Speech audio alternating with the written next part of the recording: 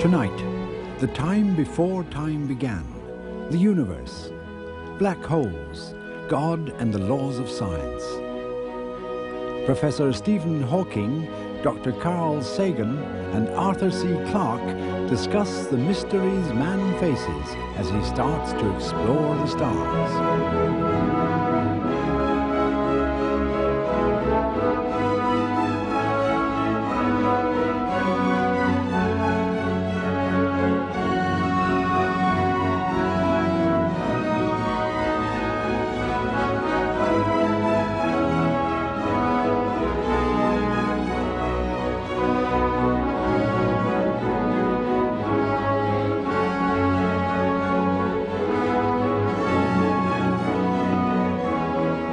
Dreadful disabilities prevent Stephen Hawking from speaking a word, but he's risen above them to become a brilliant mathematician and teacher. Using a computer-driven voice synthesizer, he's told the world how the universe began, and now he's seeking the ultimate theory of how it works. Arthur C. Clarke invented the communication satellite long before the technology existed to launch one. That vision of the future fathered the global village. His novels and stories, including 2001: A Space Odyssey, have inspired a generation of real-life astronauts.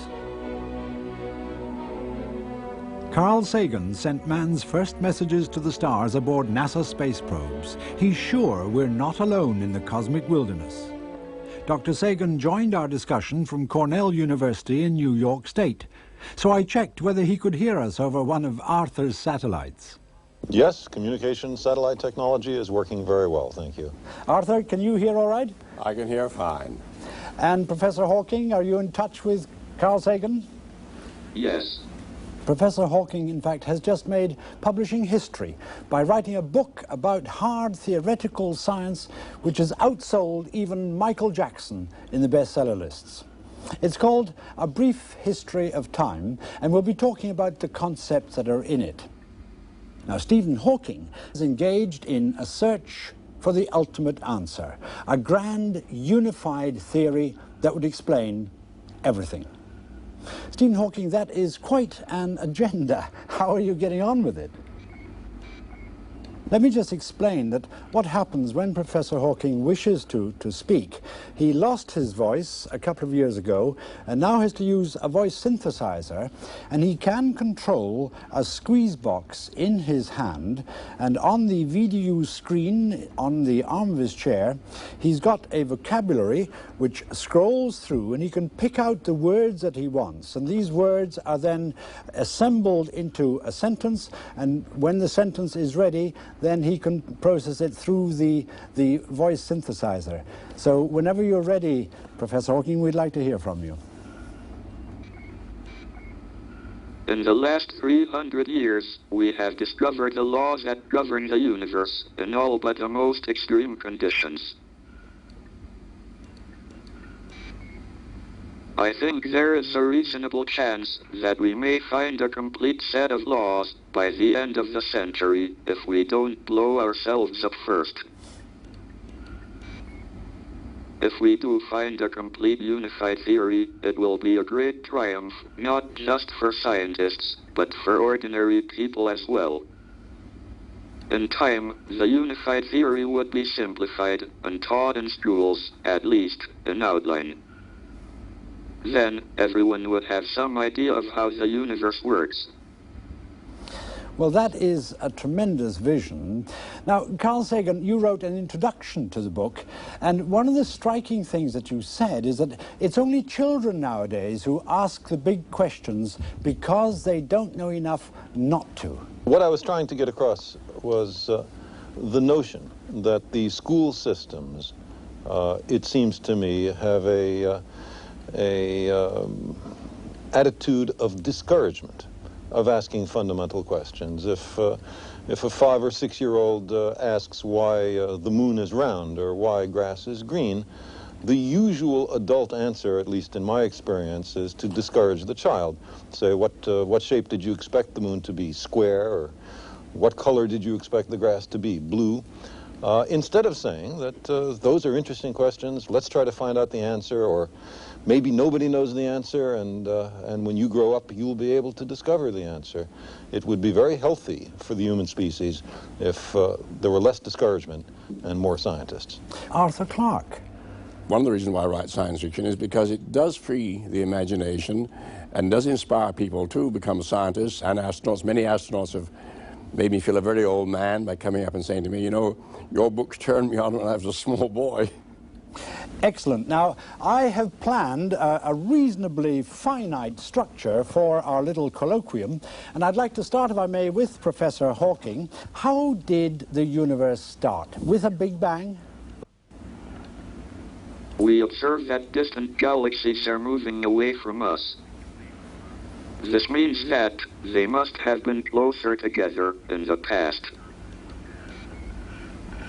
In fact, one can show that all the galaxies must have been on top of each other about 15 billion years ago. This was a real Big Bang, not a puny thing that took place on the stock exchange a couple of years ago. It was the beginning of the universe and of time itself. Anything that happened before the Big Bang could not affect what happened after. So we can neglect events before the Big Bang and say that time began at the Big Bang. After the Big Bang, we believe that the universe expanded in a very rapid, inflationary manner. Again, this inflation in the universe quite puts modern economic inflation in the shade. An increase of billions of percent in a tiny fraction of a second.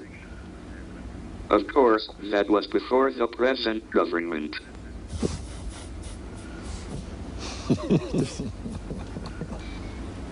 During the inflationary period, the universe borrowed heavily from its gravitational energy to finance the creation of more matter.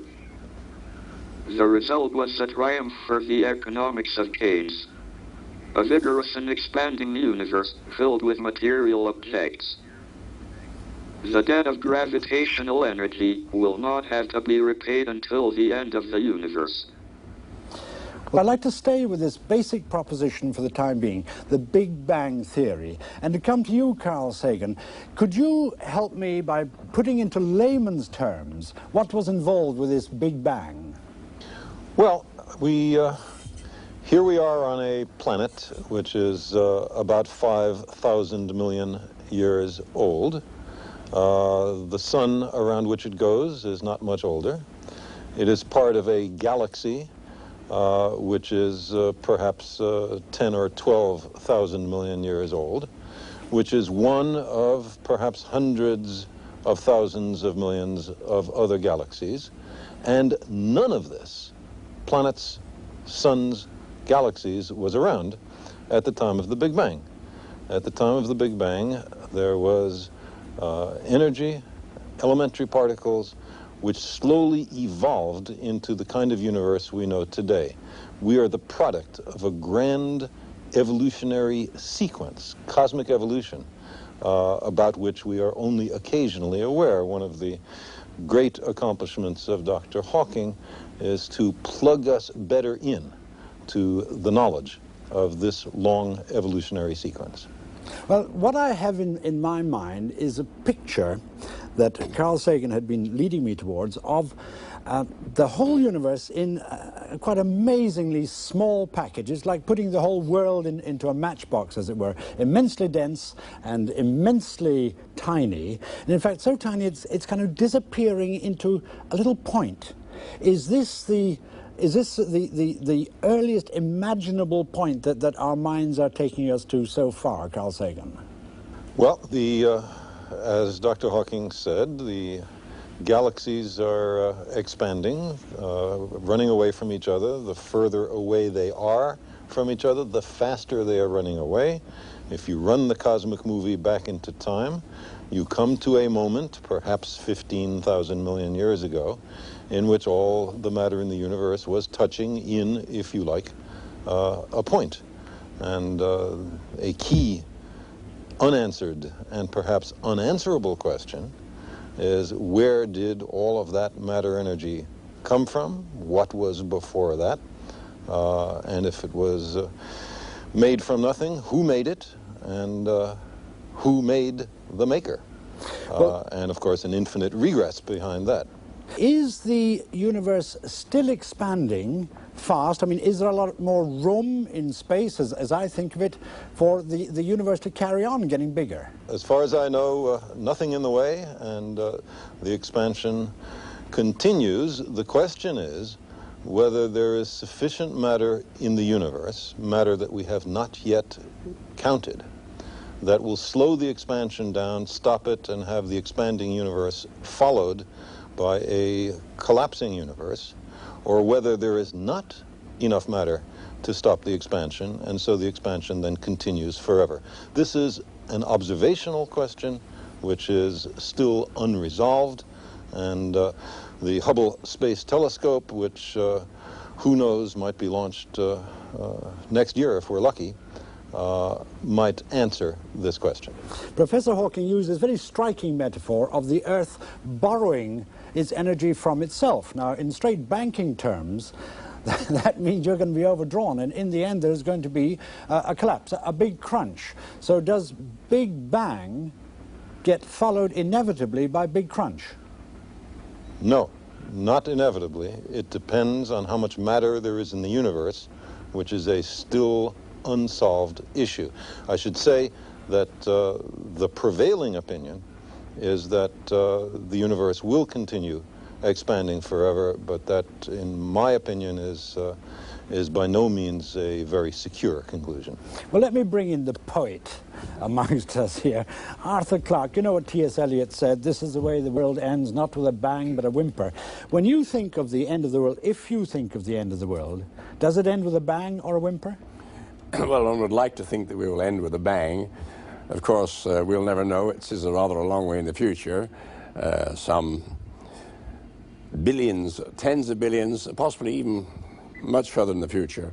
And as Carl said, we may have the answers to these questions in a very few years if the Hubble Space Telescope gets successfully into orbit and can peer out to the boundaries of the universe.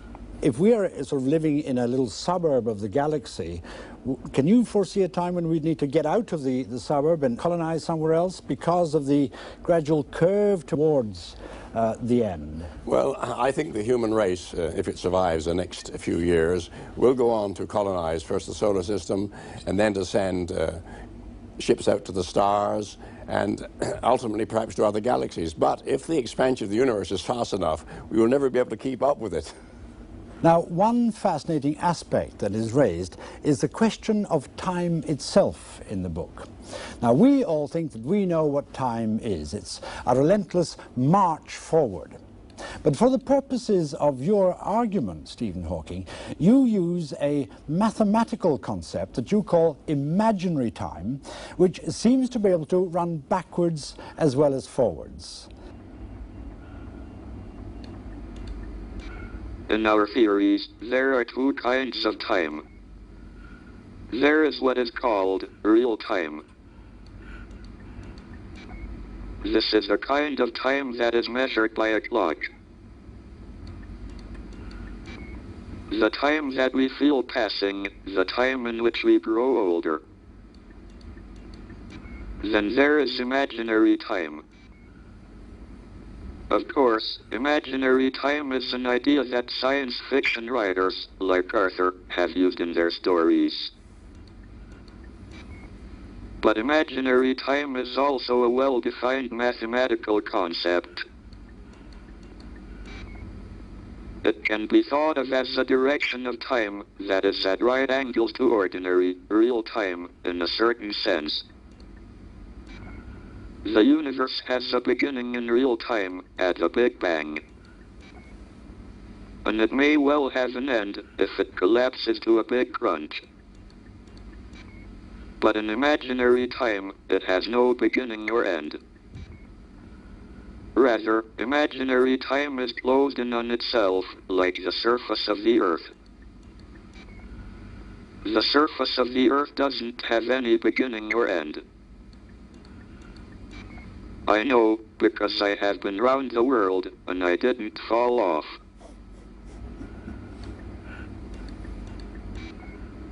Individual particles can travel through imaginary time and arrive back at an earlier real time.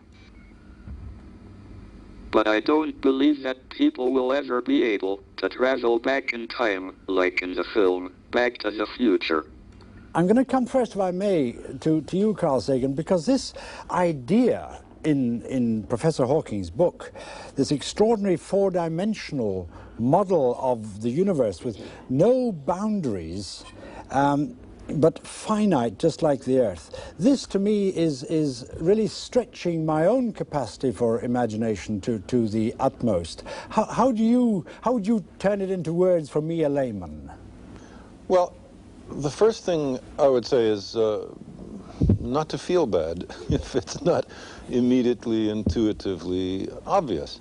Our ability to understand things instantly, so-called common sense, derives from a certain range of size and speed and duration that are appropriate for human existence. We know about things from 1/10 of a millimeter to a few kilometers, from a fraction of a second to a lifetime, and so on.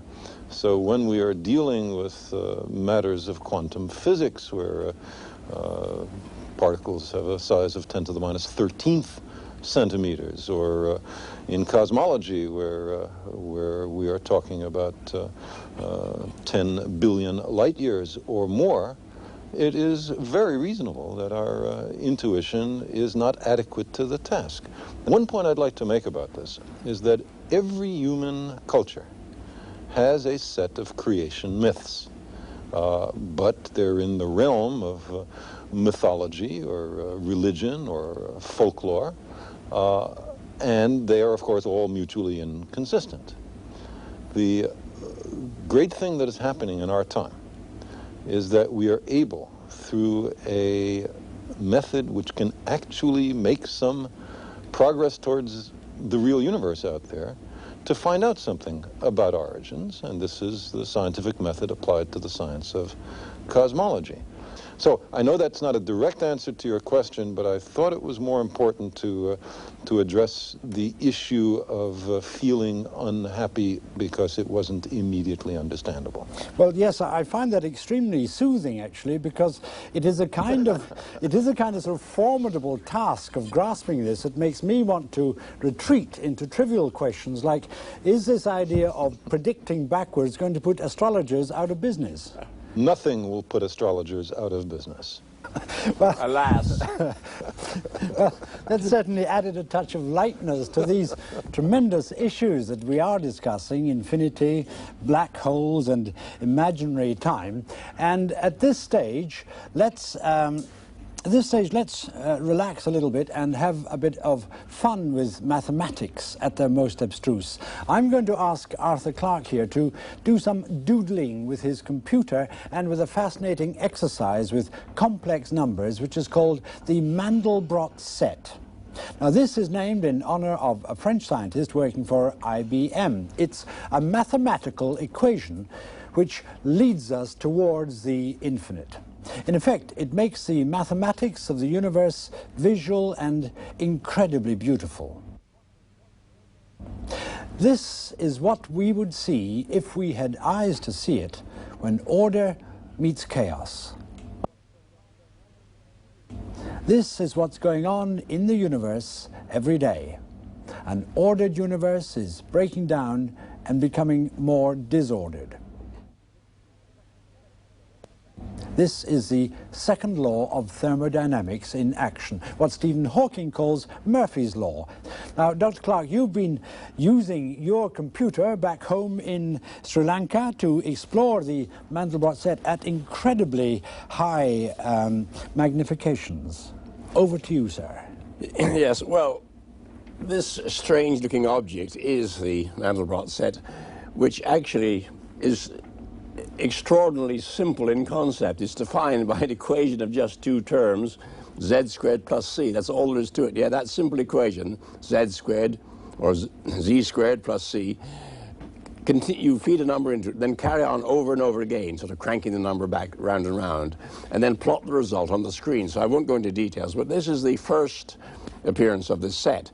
And what it does, it divides all possible numbers into two categories. It's really a map or a boundary or a fence, if you like, dividing one class of numbers from another. And you can tell your computer to go into any spot here and say, recompute that area to a higher degree of precision, and then blow it up on the screen. So you can use the computer as a microscope, and you can continue that process forever. Some of the images are incredibly beautiful and are going to have a great impact on artistic design in the next decade or so. I found what looked like black holes, and I'd like to show them to you. So what I'm going to do now, essentially, is to zoom into it, increasing the magnification manyfold, and if I press the right button, it should happen now. The computer will now give you this image, and I think you'll agree when it comes up, it's a very impressive black hole, and it'll be even more so when I start it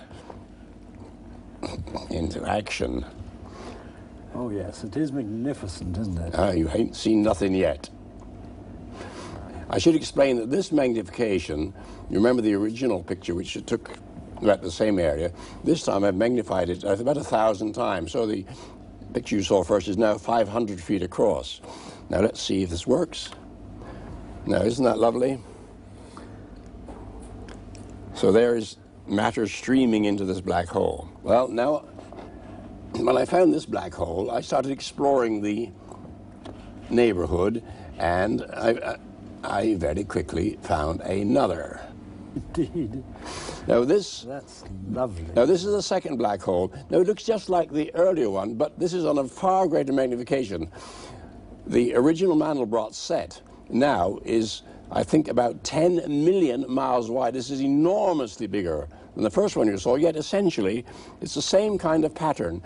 This is black hole number 3, and this one took me 22 hours of computing the day before I left Sri Lanka. I had the computer running all night, and I'm rather proud of this one because on this scale, that original little picture you saw is the width of the orbit of Mars. So you understand that no human being has ever seen that particular pattern before, simply because of probabilities. And you can explore the Mandelbrot set by blowing up bits and pieces of it, and you're pretty sure that no one's ever seen that. You're the first person to see it. And each time you're being drawn towards... You're being sucked into it. Mathematical infinity. Into smaller and... Yes, this is real mathematical infinity. This goes on forever and ever. It's limited only by the capacity of your machine and the speed with which it can do its calculations. I am doing calculations here. You may not be able to see that enormously long number, the 20-digit numbers or so, and the machine is multiplying those together hundreds of times a second. Now, the thing that fascinates me about this is that it is infinite in detail. You can go on forever and ever. Now, I would like to ask Stephen this question. Is the real universe also infinite in detail? I mean, we know we have molecules, atoms, electrons, protons, subatomic, right down to the quarks so far. But does it continue forever and ever? Or is there a limit? Is there a basement to the real universe? Professor Hawking. We will discover new structures when look at the universe on smaller and smaller scales. But in the case of the universe, there seems to be a limiting scale. It is called the Planck Length, and it's about 1,000,000 billion times smaller than an inch. This means that there is a limit to how complex the universe can be. It also means that the universe could be described by a theory that is fairly simple, at least on scales of the Planck length. I just hope that we are smart enough to find it. Are we smart enough to find it, Arthur? Well, I wonder, because after all, we're still pretty primitive organisms, and the universe is very old. And I just don't know. I would like to think so, but then there's a feeling, when we found it, then what? Where do we go from here? I'd like to turn our attention back now to Professor Stephen Hawking. Do you think that we could ever hope to use the old science fiction trick of diving into a black hole and then traveling to another part of the cosmos?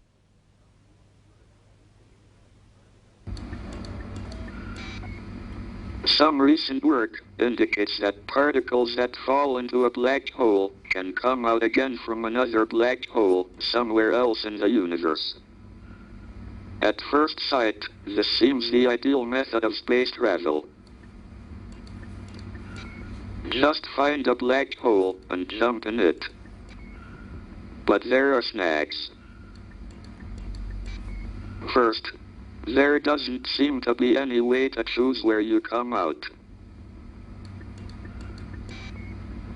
Worse than that, your history in real time would come to a sticky end as you were torn apart by the gravitational fields inside the black hole. Your history in imaginary time would continue out of the other black hole. But that might not be much consolation to someone being made into spaghetti. It would be like traveling on some airlines I could name. So how do you see the actual role of science fiction? Is it purely escapism, or do you see it as having a very real purpose in broadening our patterns of thinking, opening our minds to the kind of vast concepts which we're discussing today?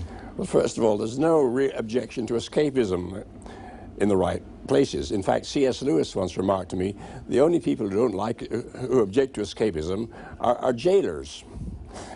And we all want to escape occasionally, but science fiction is often very far from escapism. In fact, you might say that science fiction is escape into reality. It's a fiction which does concern itself with real issues, the origin of man, our future. In fact, I cannot think of any form of literature which is more concerned with real issues, reality. Well, what do you have to say to that, Professor Hawking?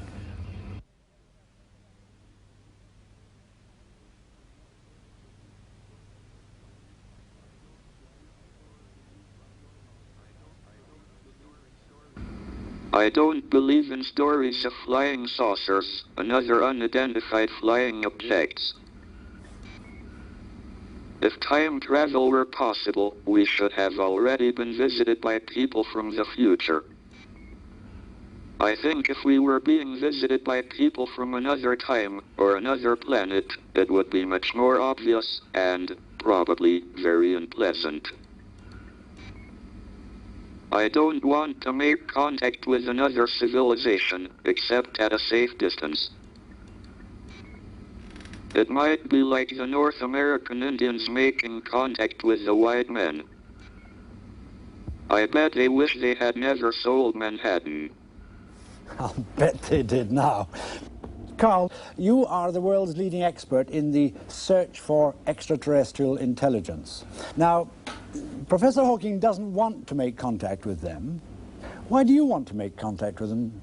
Well, first off, I would say we have little choice in the matter. That is, we have already announced, or rather I should say, Magnus, you fellows have already announced the fact that there is a low-level technical civilization in this part of the galaxy, because television programs get out at the speed of light. Since any other civilization who detects those signals is unlikely to be at or before our state of technological advance, since we've just invented radio technology, so to say, they are much more likely to be in our technological future.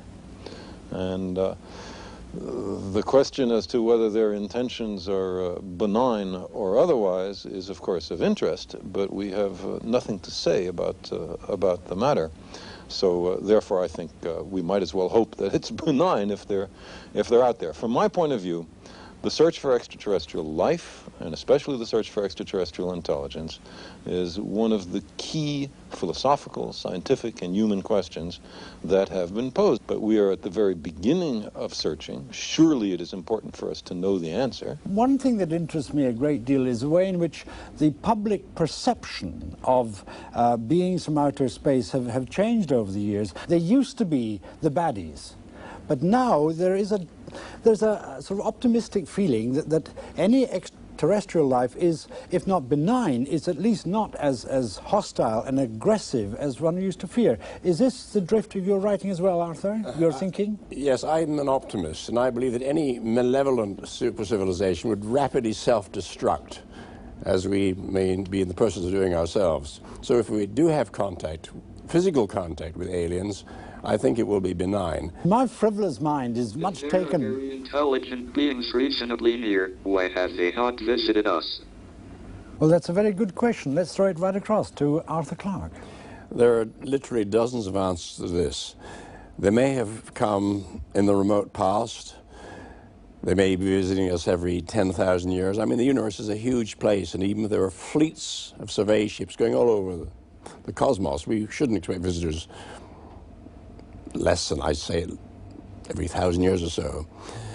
They may know all about us, and they may have put a quarantine around our planet for pretty good reasons. They may be totally uninterested in us. They may be so much higher that they, we're just beneath contempt, if you like. You can speculate endlessly. I think we should just wait and try and get more evidence. Maybe their space probes are saying there's no intelligent life on Earth. They may have received our television programs and decided that that is the case.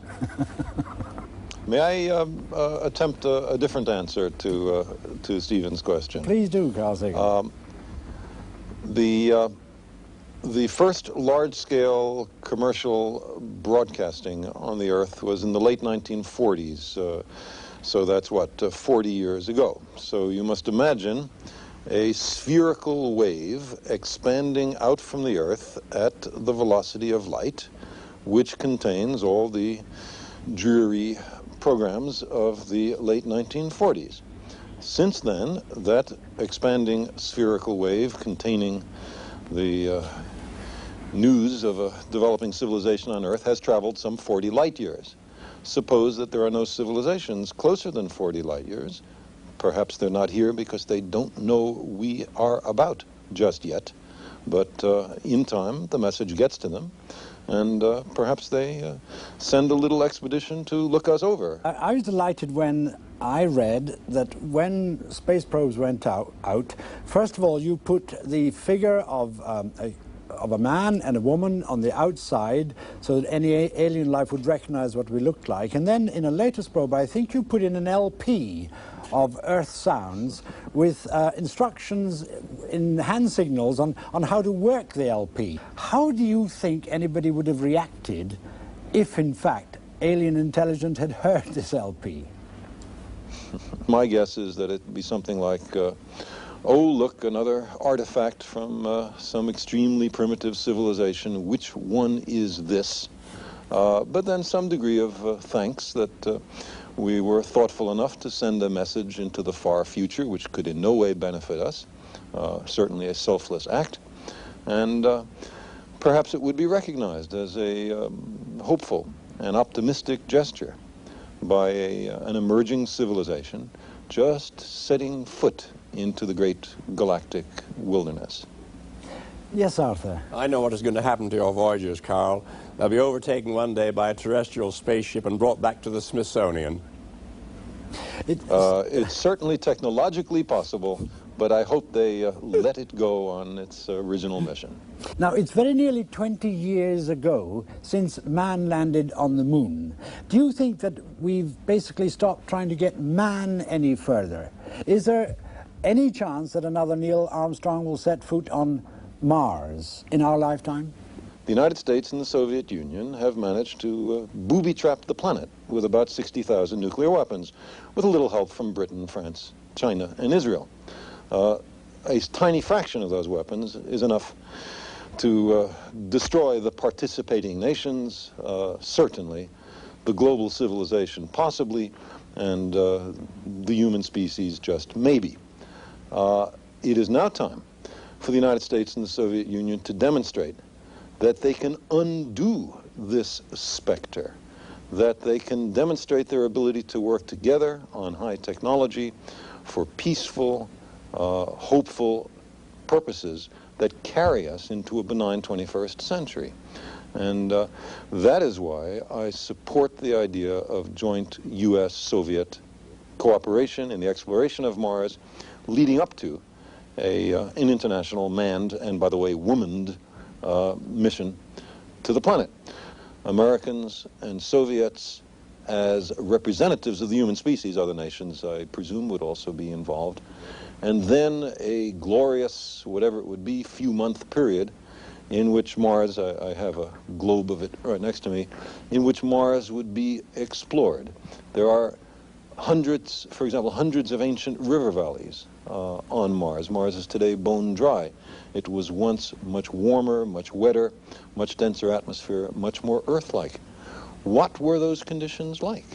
Why did an Earth-like planet get converted into this deep ice age condition that Mars has today? And is there life there? Could there once have been life? Are there fossil forms? There are extraordinary, enigmatic geological features on the planet. What is their nature? There is a huge amount of exploration to do, and all of it, every step that I've described, could be before the television cameras of the world, and we could all participate in such exploration. Is it not a danger that the human bits that we take with us will pollute and destroy something enormously precious out there simply because we're so inquisitive about it? Arthur? Well, as to the question, should human beings go to the other planets, I think the answer to that is, well, we could have stayed in Europe and explored America by robots. It might have been, it certainly saved a lot of human lives, but of course we didn't. We went there and lived in this new continent. Now, admittedly, Mars, in fact, none of the planets in the solar system is anything like as benign as the United States or the other parts of this planet. But one day, people are going to call them home.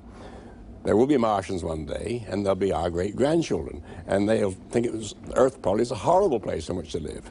Now, as to whether we will pollute these environments, yes, to some extent. Of course, colonization always involves the destruction of what was there first.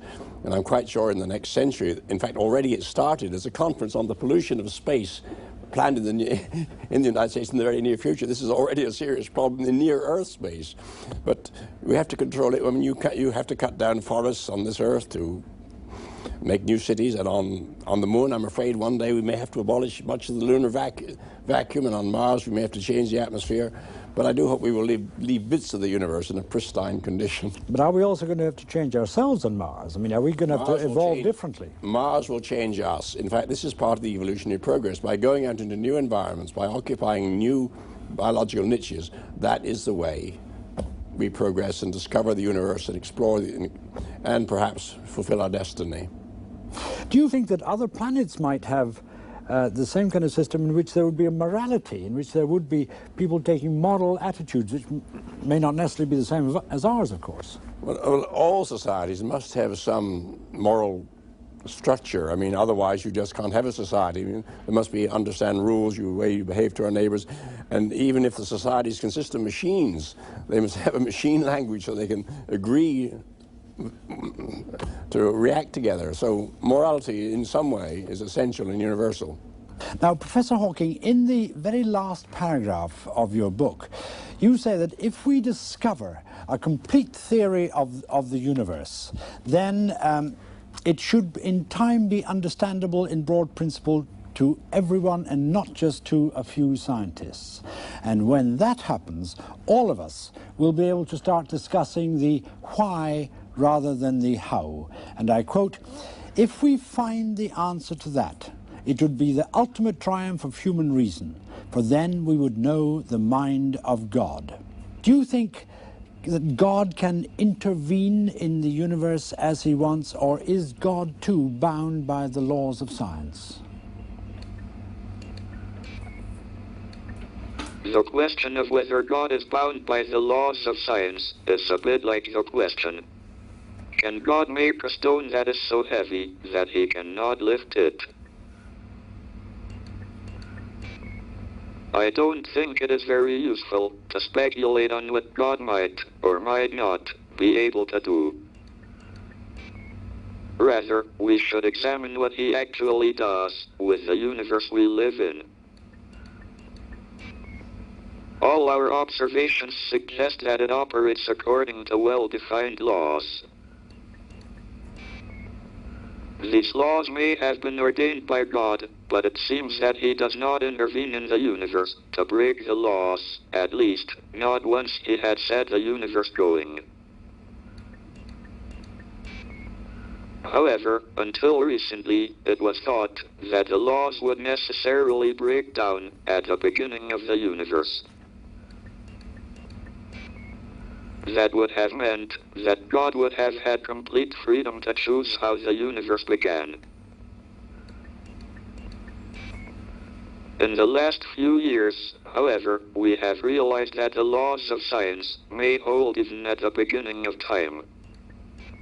In that case, God would have had no freedom. The way the universe began would be determined by the laws of science. Well, thank you very much. And Carl Sagan, in your introduction to the book, you commented on this. You said this is also a book about God, or perhaps about the absence of God, because Hawking left nothing for a creator to do. Now, God, of course, means many things to many people. What sort of God, basically, are we talking about when we talk about reading the mind of God? Well, I think that's an excellent question, and I'd be most interested to hear Stephen Hawking's answer. But just to try to illuminate the range of possibilities, consider two alternatives. One is the notion popular in the West of God as a sort of outsized, elderly white male with a long white beard sitting in a throne in the sky and tallying the fall of every sparrow. Contrast that with the idea of God in the mind of, let's say, Spinoza or Einstein, which was, at least very closely, the sum total of the laws of the universe. Now, it would be madness to deny that there are well-defined physical laws in the universe. And if that's what you mean by God, then there's no question that God exists, but it's a very remote God, what the French call roi fainéant, a do-nothing king. On the other hand, the former model, the one who intervenes daily, for that there seems to be, as Dr. Hawking said, no evidence. I think it is wise, my own personal feeling, to be a little humble on such matters. We must recognize that we are dealing with, by definition, the most difficult things to know, the furthest from human experience, and perhaps we will be able to penetrate a little way into these mysteries. I think, Professor Hawking, you'd like to come in here. I use God in the same sense that Einstein did. It is really the reason why the universe is as it is, and why the universe exists at all.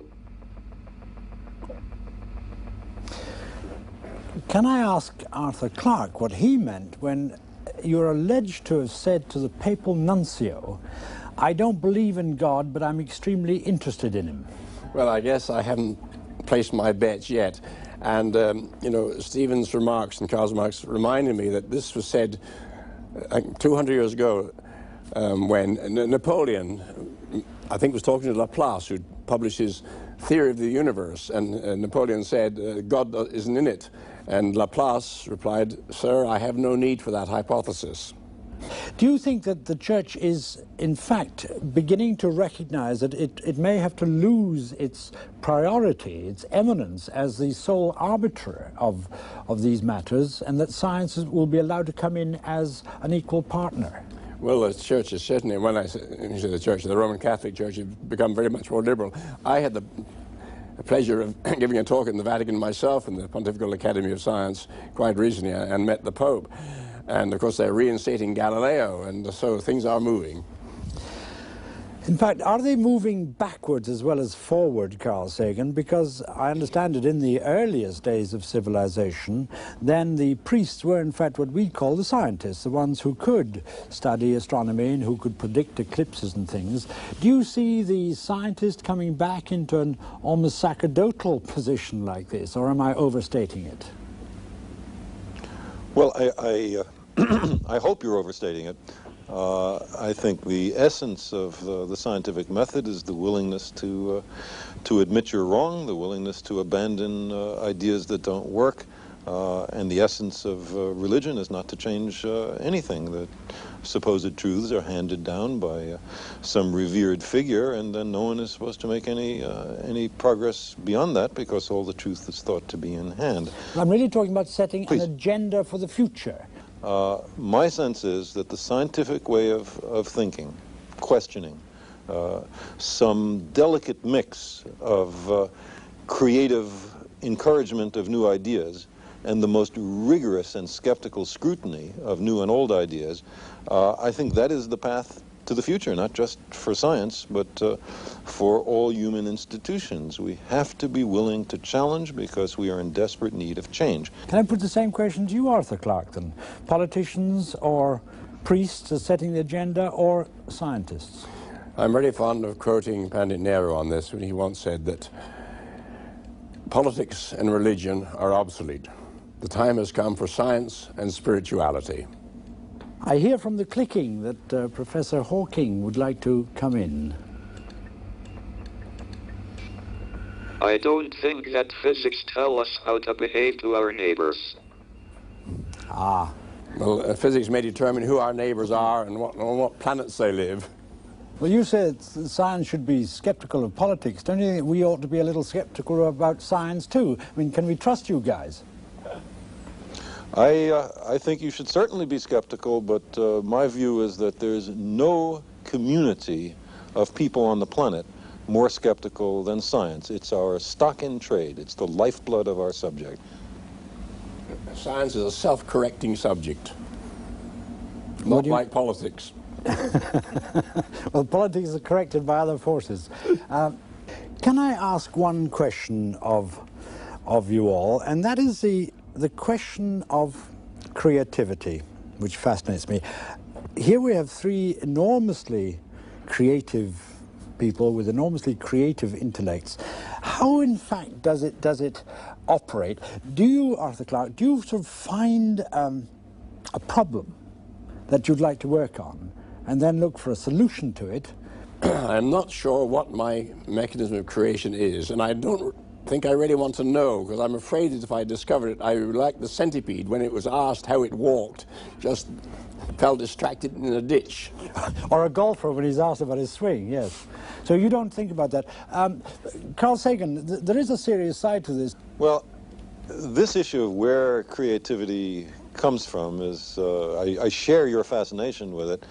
I don't think we understand very much about it. My practice is merely to respect my unconscious mind, who often is much wiser than the conscious part of me, and pay attention to what it says.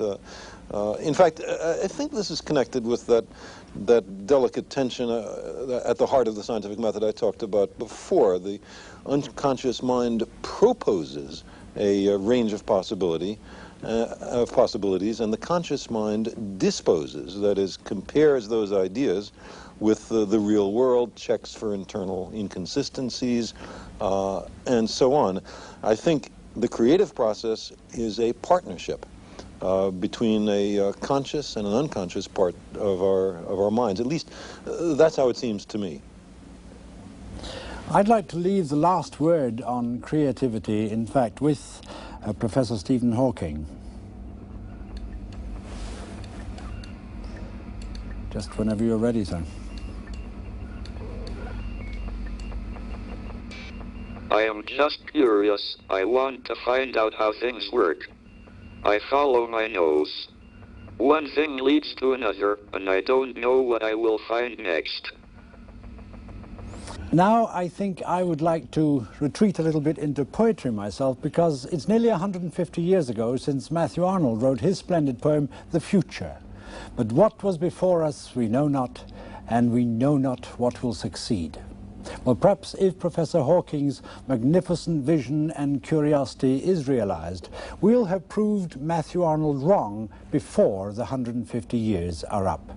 Gentlemen, to all of you, to Professor Stephen Hawking, to Dr. Arthur C. Clarke, to you, Carl Sagan in America, our warmest thanks to all three of you. And to all of you watching, good night.